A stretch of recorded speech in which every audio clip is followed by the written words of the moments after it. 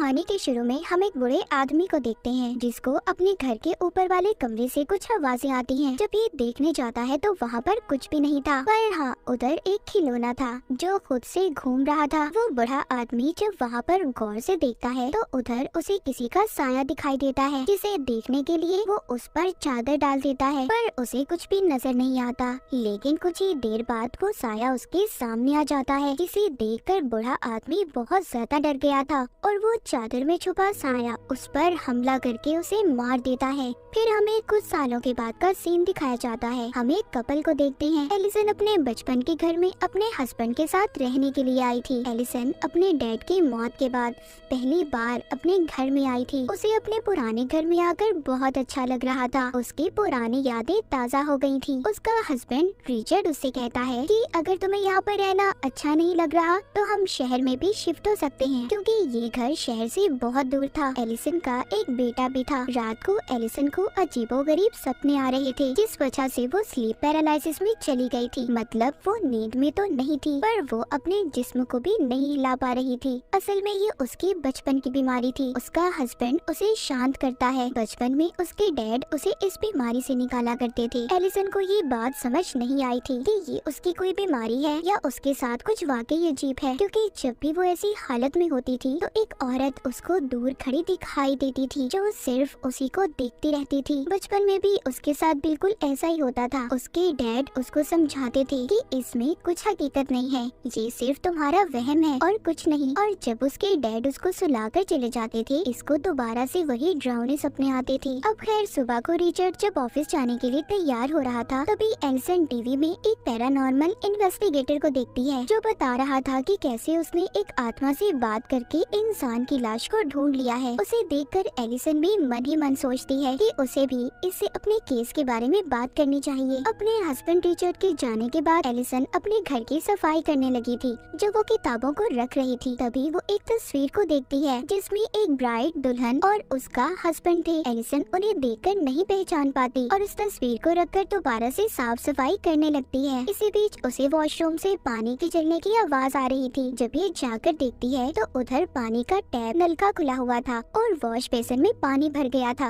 ये टैप को बंद करती है और पानी निकालने के लिए हाथ डालती है तो उसे वॉश बेसिन में से किसी के कटे हुए बाल मिलते हैं, जिन्हें देखकर वो काफी हैरान हो गई थी कि वो बाल यहाँ पर कैसे आए। तभी एलिसन को अपने बच्चे के रोने की आवाज आने लगी थी। ये जाकर अपने बच्चे को चुप करवाती है तो तभी उसकी नजर ऊन के धागे पर पड़ती है जो बॉल की तरह लिपटा हुआ था। उसे देखकर इसे याद आता है कि ऐसा धागा उसने अपनी मॉम के हाथ में भी देखा था, क्योंकि उसकी मॉम टेलर दर्शन थी। रात को एलिसन जब रिचर्ड के साथ खाना खा रही थी तो रिचर्ड बताता है कि मुझे बिजनेस के सिलसिले में कुछ दिन के लिए शहर से बाहर जाना होगा। ये सुनकर एलिसन को बिल्कुल भी अच्छा नहीं लगता। वो कहती है जरूर, तुम्हारी सेक्रेटरी भी तुम्हारे साथ जा रही होगी, क्योंकि पहले एलिसन का हस्बैंड अपनी सेक्रेटरी को पसंद करता था। एलिसन उसको मना करती है कि तुम मुझे ऐसे अकेले छोड़कर जाओगे, जिस पर वो कहता है बात समझने की कोशिश करो एलिसन, अगर मैं नहीं गया मुझे जॉब से निकाल दिया जाएगा। पर एलिसन को गुस्सा था कि रिचर्ड अपनी सेक्रेटरी के साथ जा रहा है, जिस पर रिचर्ड उससे कहता है कि वो उसकी जॉब है, तुम समझने की कोशिश करो, मैं सिर्फ तुमसे प्यार करता हूँ, मुझ पर ऐसे शक मत करो। एलिसन अब बिना कुछ कहे अपने कमरे में चली जाती है। तभी उसे अपने सामने घूमता हुआ खिलौना दिखाई देता है। उसको देखकर एलिसन को अपने बचपन की याद आ गई थी कि कैसे ऐसे ही बचपन में ये इसके सामने आ गया था। जब इसने इस खिलौने का पीछा किया तो इसकी मॉम ने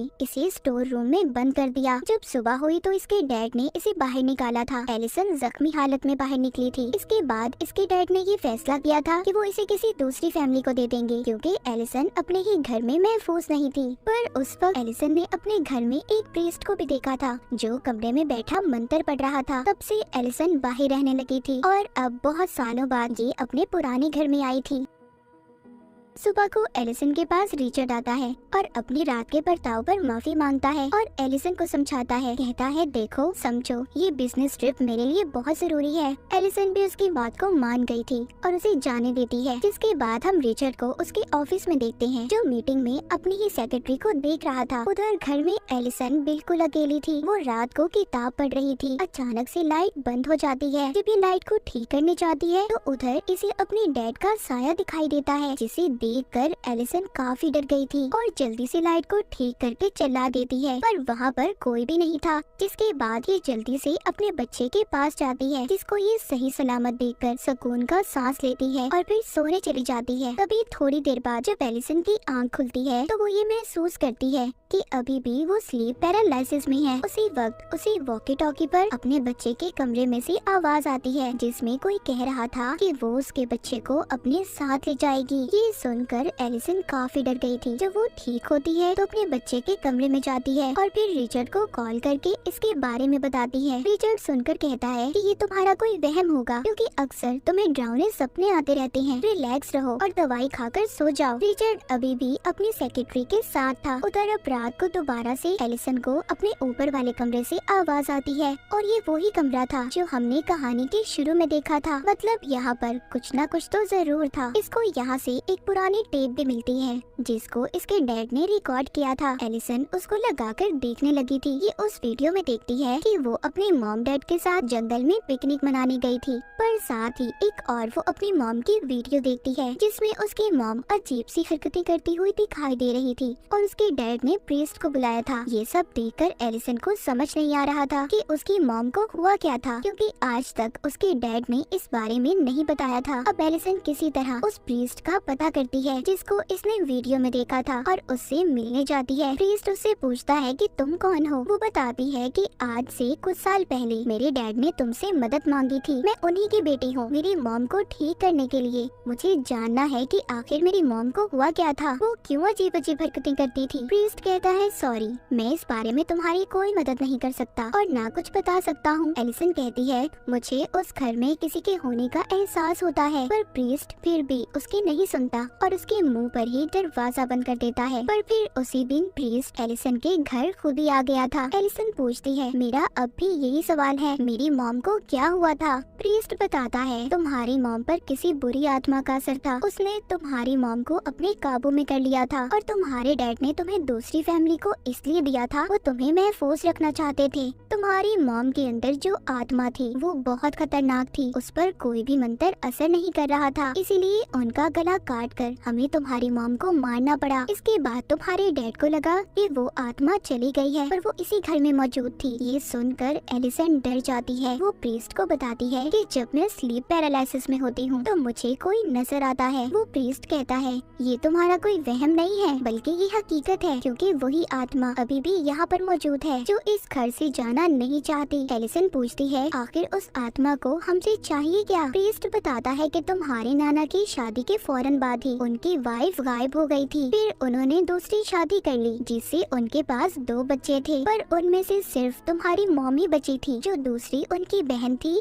यानी कि तुम्हारी आंटी, उनको वो आत्मा अपने साथ ले गई और वो आत्मा कोई और नहीं बल्कि तुम्हारी पहली नानी है जो अपने बच्चे को लेने आती है। प्रीस्ट किस बच्चे की बात कर रहा था ये हमें कहानी में आगे जाकर पता चलेगा।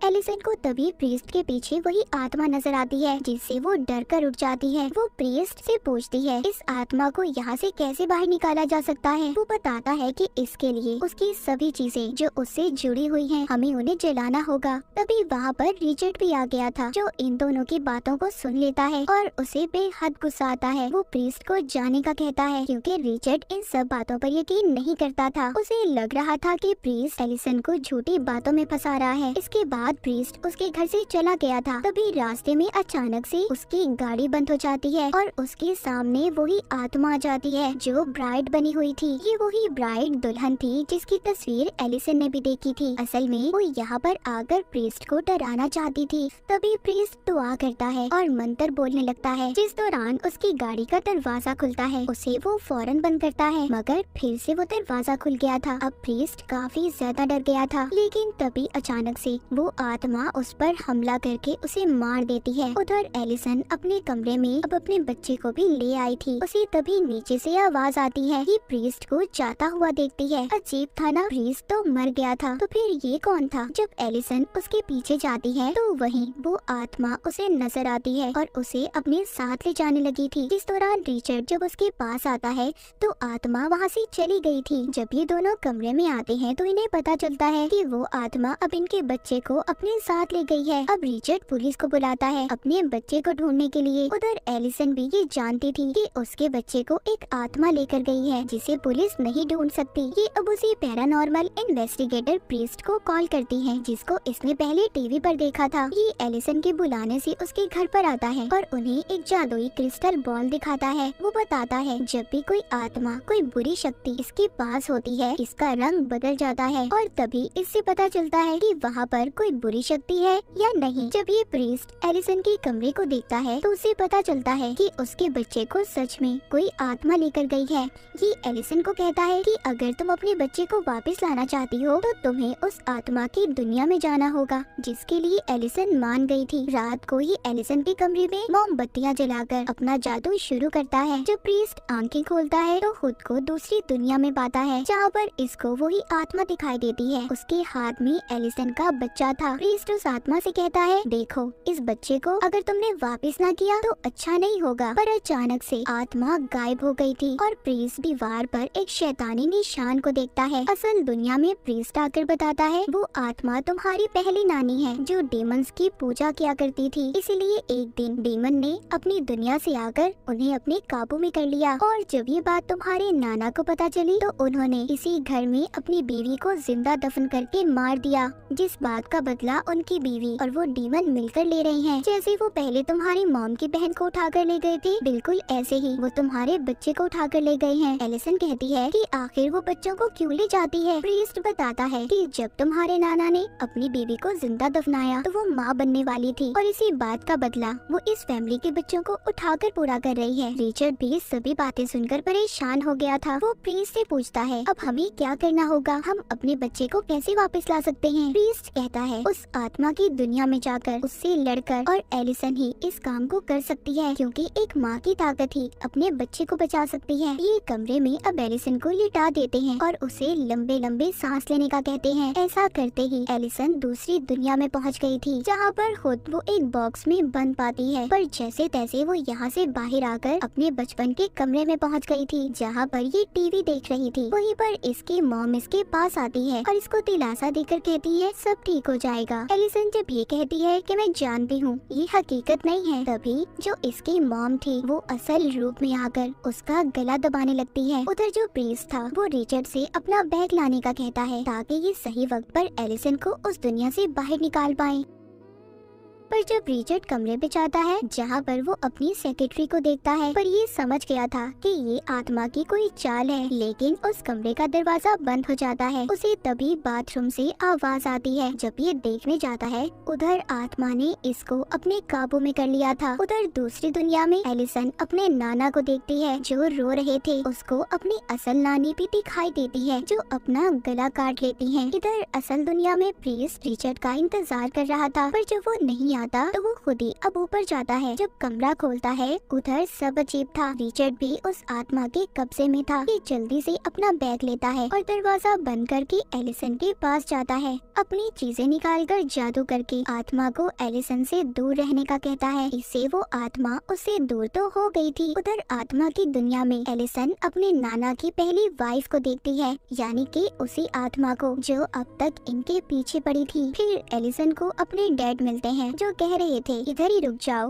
पर एलिसन कहती है नहीं, मैं यहाँ पर सिर्फ अपने बेटे को लेने आई हूँ। उसके डैड इसको आगे का रास्ता बताते हैं और कहते हैं अपना ख्याल रखना। जब ये आगे जाती है तो अपने नाना को देखती है जो अपनी वाइफ को ले जा रहे थे और कब्र खोदकर उसे दफना देते हैं। इसकी नानी कह रही थी कि मैं माँ बनने वाली हूँ, मुझे मत मारो, पर वो उसको दफना देते हैं। जब एलिसन ये देखती है तो सोचती है उसका बच्चा उसे यहीं पर मिलेगा। जब ये कब्र खोदती है तो इसे अपना बच्चा मिल गया था। ये अब उसको असल दुनिया में ले जाने की कोशिश कर रही थी। यहाँ पर जब वो असल दुनिया में जाने वाली थी तभी वो आत्मा उसको पकड़ लेती है और अगले ही पल हम देख पाते हैं एलिसन अब अपनी दुनिया में वापस आ गई थी। एलिसन अपनी आंखें खोलते ही कहती है क्या मैं अपने बच्चे को ले आई? प्रीस्ट कहता है नहीं, पर तुमने अच्छी कोशिश की थी। तभी ये बच्चे की आवाज को सुनते हैं। जब ये जाकर देखते हैं तो रिचर्ड अपने बच्चे को खिला रहा था। प्रीस्ट ये देखकर खुश हो गया था कि एलिसन की फैमिली अब पूरी हो चुकी है। कुछ वक्त के बाद दिखाया जाता है कि प्रीस्ट फिर से एलिसन की फैमिली से मिलने आया था। रिचर्ड उसको बताता है कि वो दूसरी जगह पर शिफ्ट हो रहे हैं क्योंकि वो दोबारा से अपनी वाइफ और बच्चे को मुसीबत में नहीं डाल सकता। प्रीस्ट घर के अंदर आकर एलिसन के बच्चे को देखता है पर उसे एलिसन कहीं पर भी नजर नहीं आ रही थी। प्रीस्ट को फिर से किसी के होने का एहसास होता है। वो वही क्रिस्टल बॉल एलिसन के बच्चे को खेलने के लिए देता है। तभी उस बॉल का रंग स्याह हो गया था। प्रीस्ट समझ गया था कि इस घर में बहुत ही खतरनाक ताकत है। तभी एलिसन उधर आती है और प्रीस्ट को कहती है वेलकम है तुम्हारा। उस पर हमला करके उसे मार देती है। जिसके बाद जब रिचर्ड घर में आता है तो वो प्रीस्ट की लाश को देखता है। उसे अपने बेसमेंट से आवाजें भी आ रही थी। जब भी वहाँ पर जाकर देखता है तो डीमन के हाथ में उसका बच्चा था और एलिसन पीछे से आकर इस पर हमला करके इसे मार देती है। असल में उस आत्मा ने एलिसन पर अपना कंट्रोल कब्जा कर लिया था और कोई भी इस घर से ना जा पाए, इसीलिए एलिसन के अंदर आकर सबको मार रही थी। अब आगे एलिसन और उसके बच्चे के साथ ये डेड ब्राइड क्या करेगी और इसी सस्पेंस के साथ ये कहानी यहीं पर खत्म हो जाती है।